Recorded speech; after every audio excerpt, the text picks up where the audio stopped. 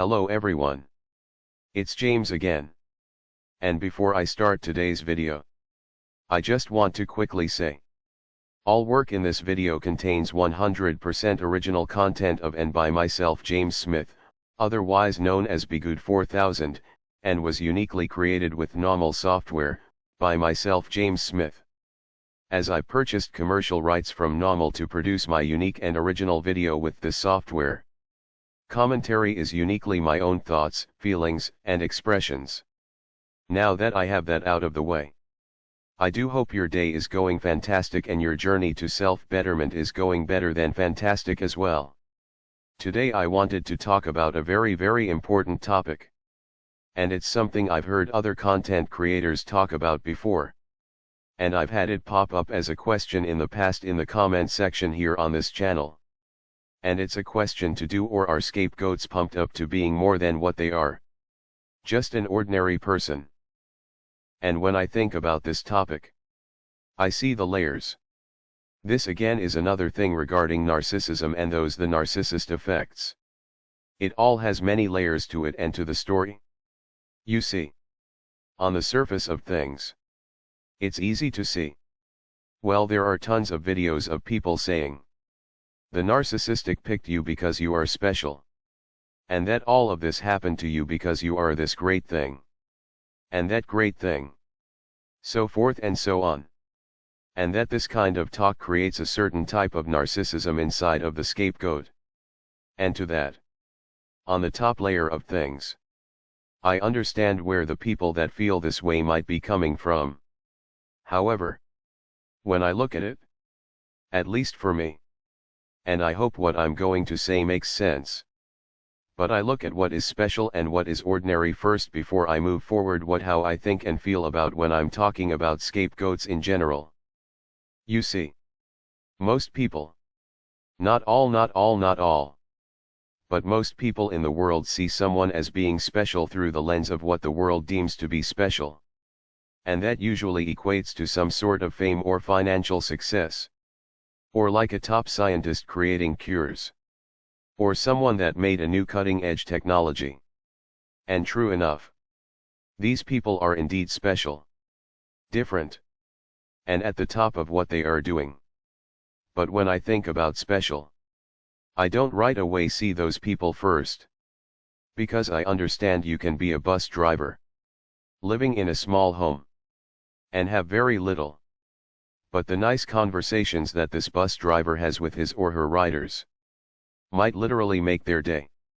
Maybe they take the time to simply greet their riders with a friendly hello and a smile. Or on other occasions, they might take the time to comfort a rider while they are on their way to the hospital to visit a dying relative. Though this person that is this bus driver is ordinary by society's standards, they are plain simple. And when they are gone, the world will likely forget about them. Their names and stories might not be written about or talked about. They aren't a scientist at the top of the science community. They are a simple and humble bus driver. But because they are a simple bus driver, it doesn't mean they still don't possess special gifts. Or you might have a scientist that isn't well known. But they might have used their abilities to help in a small way in society that the masses will never know or write about. Yet they cared and they gave of themselves. You see, though narcissists are like a great white shark and will go after whoever they can go after for narcissistic supply, they hone in on and go after those that have little to no protection. Meaning those that have no way to really defend themselves. And they also go after those that are in some way or another talented. And those that have strong emotions tied up in their talents.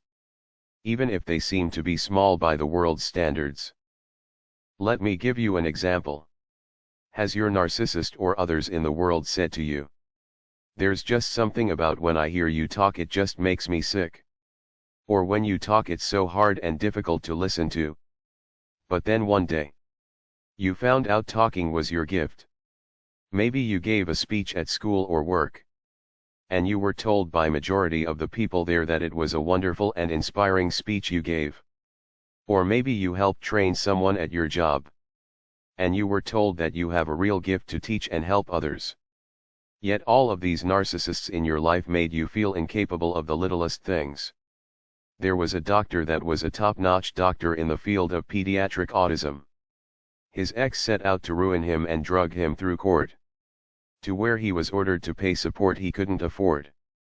To where he was thrown in jail multiple times. Eventually he would have to give up his practice as a doctor. And his income that his ex supposedly wanted a piece of. And guess who really lost in all of this? His patients.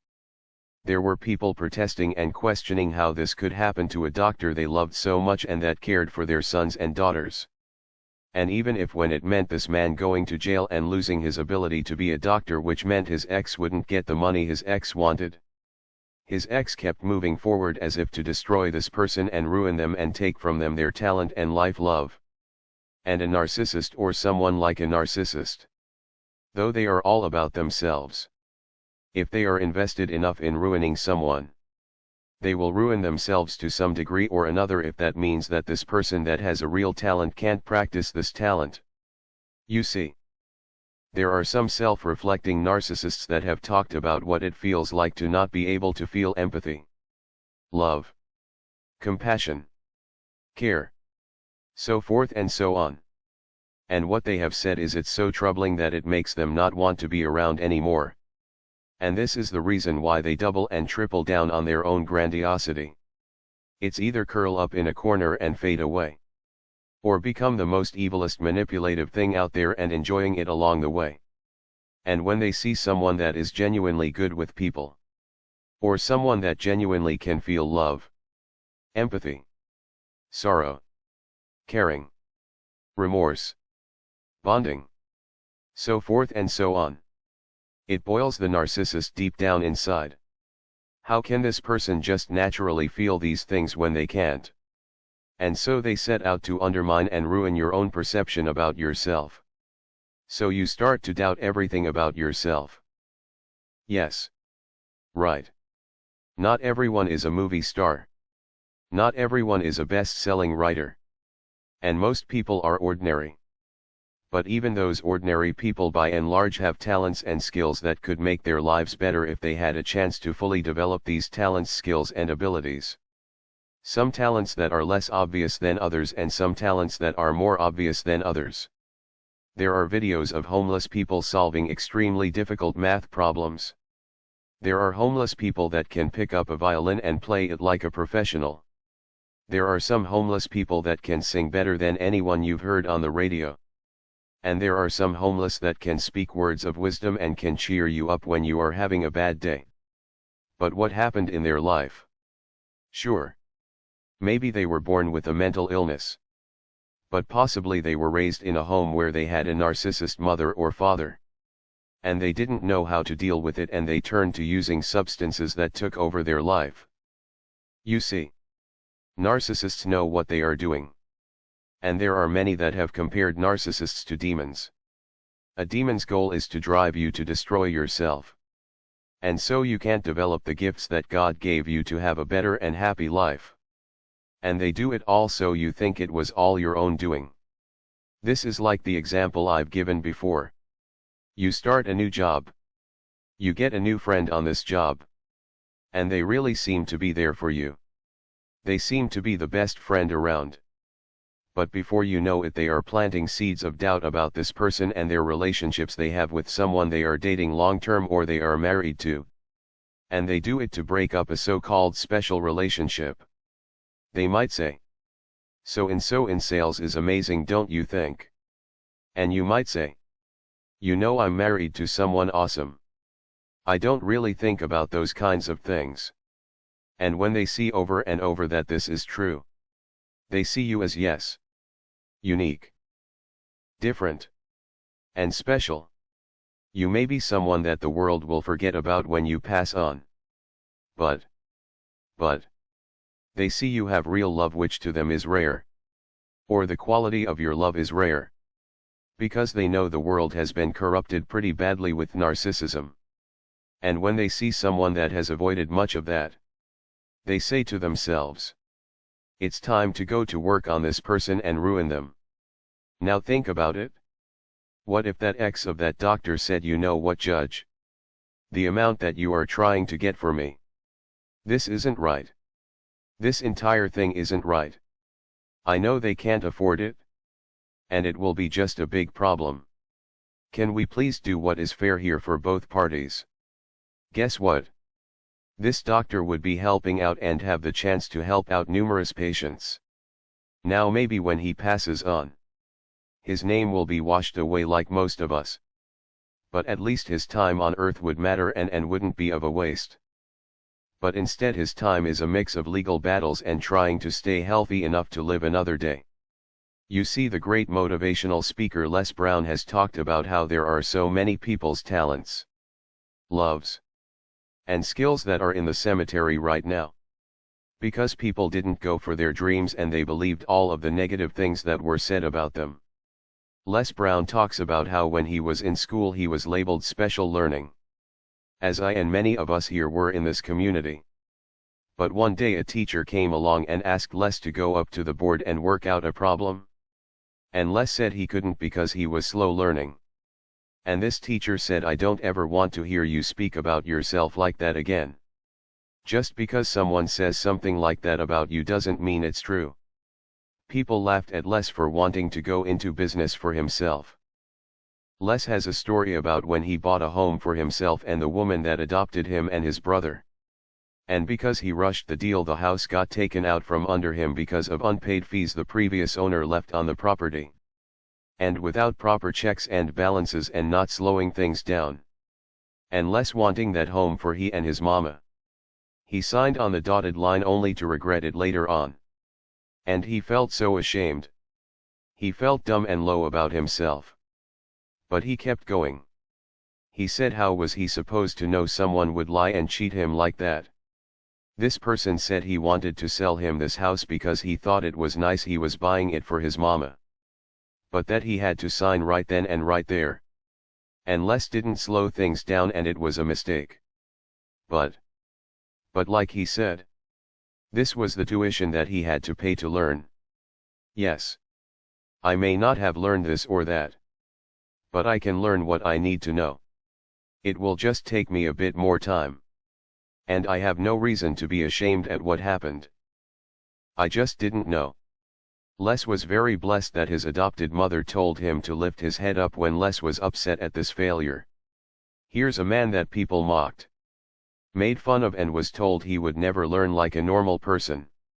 Yet he has a wonderful speaking voice and will motivate you to do better for yourself. And even Les might be forgotten in a few hundred years. Maybe. Maybe not. But he's doing something today and using his talents today. But look at the people that with their words and their actions tried to take it from him.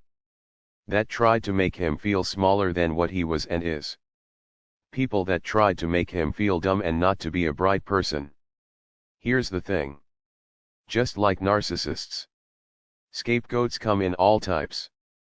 There are some scapegoats that look like models. And others that look like someone you might pass by walking down the street. But we all have something in us that makes us different that the narcissist sees. They know it's the real deal. The narcissist runs into several people like we do. But the narcissist is always scanning. They can see who's fake and who's the real deal. And fake doesn't necessarily mean a narcissist, but someone that has been molded by society. They say and do whatever society says they should. But then they run into someone that shows real love, care, and passion for even something as simple as arranging flowers. And a narcissist will do what they can to ruin this person and their passion for arranging flowers. Because a narcissist mostly gains happiness from ruining others. How dare someone gain happiness from arranging flowers? It burns them up. It really burns them up. So is this person that arranges flowers special? Yes. Yes. The narcissist thought so. They thought so enough to manipulate this passion out of this person's life. Why not go after someone that is plastic in their behavior and how they move in this world? That's no fun for the narcissist. Yes. If they have no one else, they will go after such a plastic person.